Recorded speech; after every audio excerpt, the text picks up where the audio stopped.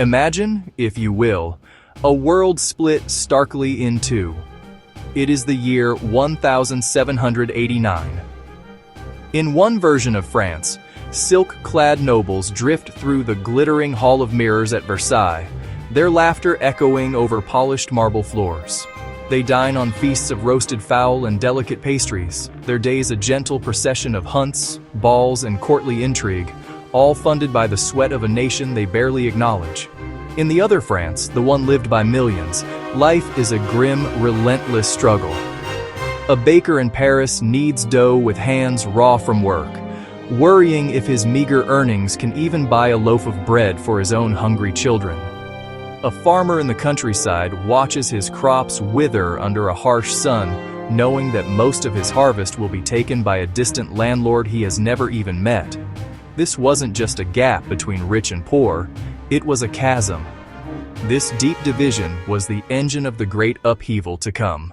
To truly understand the cataclysm of 1789, one must first grasp the brittle, archaic structure of French society, known as the Ancien Régime. This old order divided 26 million people into three estates. The first estate was the clergy. They owned vast tracts of land, perhaps 10%, yet paid virtually no taxes. The second estate was the nobility, exempt from most taxes, holding key posts in government, the military, and the courts. Together, those two estates made up barely 2%, yet they held all the cards. Then there was everyone else. The third estate, wealthy merchants and lawyers, humble shopkeepers and artisans, and above all, millions of peasants who toiled in the fields. Despite their overwhelming numbers, the Third Estate had no real political power. A successful lawyer and a struggling farmer were the same in the eyes of the state, commoners without privilege. Into this unjust structure, four catalysts poured fuel on the fire: a catastrophic financial crisis, widespread hunger after poor harvests, the radical language of the Enlightenment, and a well-meaning but indecisive king, Louis XVI. Faced with an empty treasury and a nation simmering with discontent, King Louis XVI made a reluctant decision in 1788. He would convene the Estates General, a medieval advisory assembly that had not met since 1614. To the king, it signaled willingness to listen and provided cover to force fiscal reforms on privileged orders. Across France, delegates were elected, clergy, nobles, and commoners, bringing their grievances, the cahier de doléances. How would the Estates General vote? Tradition let the first and second estates outvote the third 2-1. The commoners demanded voting by head and a single chamber. After weeks of deadlock, on June 17, 1789, they proclaimed themselves the National Assembly, claiming they alone represented the sovereign will of France. Locked out by guards on June 20th, they gathered in a nearby indoor tennis court and swore not to disband until a constitution was written. The tennis court oath. Honoré Mirabeau thundered, "Go and tell those who sent you that we are here by the will of the people, and we will not leave our places except by the force of bayonets." The king had lost control. The political standoff had begun. But the streets of Paris were about to have their say. While drama unfolded in Versailles, Paris was a cauldron of anxiety, rumor, and hunger. Bread remained punishingly expensive. Royal troops massed outside, and Jacques Necker's dismissal on July 11th felt like the start of a royalist coup. Orators urged citizens to arm. Crowds ransacked gunsmiths and public buildings. City authorities lost control. The target became clear: the Bastille. Its 8 stone towers, a hated symbol of royal power and arbitrary justice. On the morning of July 14th, shopkeepers, artisans, and laborers descended on the fortress, demanding its gunpowder. Negotiations were tense and broke down. Shots were fired. Who fired first remains debated. Mutinous French guards brought cannons. For hours, a bloody battle raged. Improvised pikes versus isolated defenders. By late afternoon, Governor Delaunay surrendered. The crowd stormed the fortress, freed the few prisoners, and seized the powder. Delaunay was captured and killed, his head paraded on a pike. The fall of the Bastille proved the people were a powerful and violent force. told the news, Louis asked, "Is it a revolt?" "No, sire. It is a revolution." The monument to despotism had fallen. The old world was broken. There was no turning back. In the wake of the Bastille, revolutionary energy swept France. In the countryside, peasants rose in the Great Fear. Under pressure, the Assembly abolished feudalism in an all-night session, nobles and clergy renouncing ancient privileges. With the old world swept away, they set out to build a new one, guided by the American Declaration and Enlightenment thought. On August 26, 1789, the Assembly issued the Declaration of the Rights of Man and of the Citizen, the iconic tablet aglow beneath an all-seeing eye. Men are born and remain free and equal in rights. It enshrined freedom of speech, of the press, and of religion. Sovereignty resided in the nation, not the king. It called for justice that presumed innocence and ended arbitrary arrest, taxation based on ability to pay, and citizens' right to make laws. But its universal rights were not universal. Women were excluded. Olympe de Gouges' plea for equality was ignored, and she was later executed. Enslaved people's rights were disregarded, sparking rebellion, most notably in Haiti. The Assembly distinguished active property-holding voters from passive citizens. Yet despite flaws, its ideals inspired democratic movements worldwide for centuries. The unity of 1789 fractured as threats mounted. Louis's failed flight in June 1791 shattered trust. Europe's monarchies vowed to restore the king. In April 1792, France declared war, conflict that would engulf the continent. As invasion loomed, radical Jacobins, backed by sans-culottes, demanded harsher measures.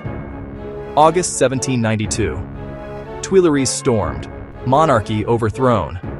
A new national convention declared France a republic. In January 1793, citizen Louis Capet was tried and guillotined. With the nation at war, the Reign of Terror began. From autumn 1793 to summer 1794, Robespierre and the Committee of Public Safety ruled with vast powers. Vague laws like the law of suspects enabled arrests for associations or remarks. A climate of denunciation, neighbors informing on neighbors. Robespierre argued, terror is nothing other than justice, prompt, severe, inflexible. Thousands were arrested and executed. Marie Antoinette, moderate revolutionaries, refractory priests, and countless ordinary citizens. By July 1794, even allies recoiled. Robespierre was overthrown and sent to the guillotine. The terror ended, but left a bloody stain. Robespierre's fall did not bring stability. Under the corrupt, embattled Directory, France lurched through crisis. Into the vacuum stepped Napoleon Bonaparte, a young officer made famous by brilliant campaigns in Italy and a propagandized venture in Egypt. He seemed a man of action and destiny, order and victory amid political bickering. On November 9, 1799, 18th Brumaire, he executed a swift, largely bloodless coup with the army's backing, overthrowing the Directory. He established the consulate, initially one of 3 consuls yet clearly in charge. Soon first consul for life, in 1804 at Notre Dame, he crowned himself emperor. Authoritarian and centralizing, yet he institutionalized revolutionary gains. His lasting legacy, the Napoleonic Code, sweeping away feudal laws, affirming legal equality for men, protecting property, while rolling back some rights for women.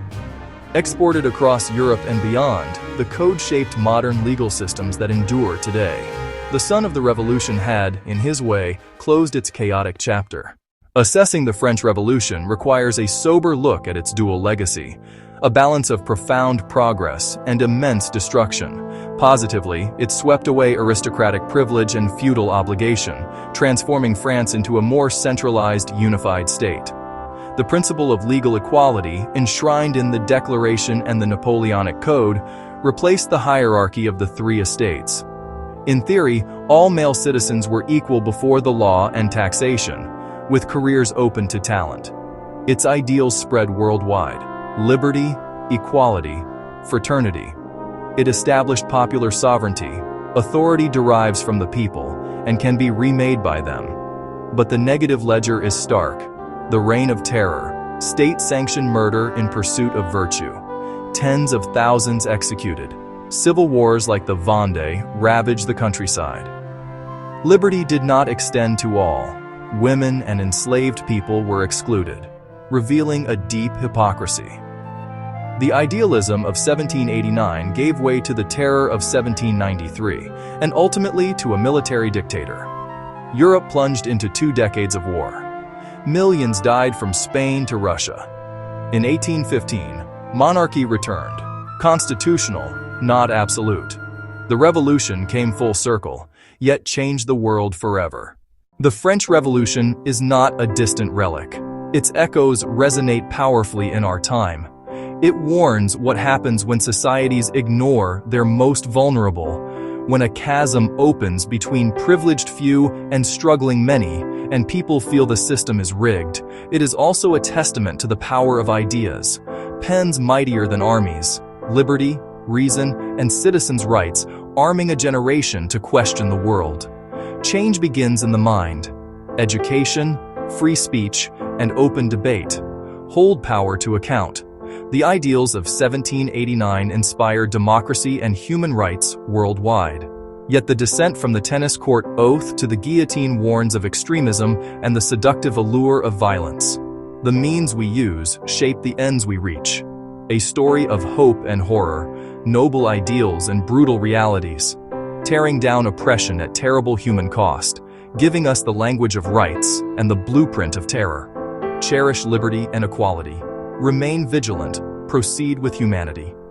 The questions it raised about power, justice, and citizenship are and will remain our questions too.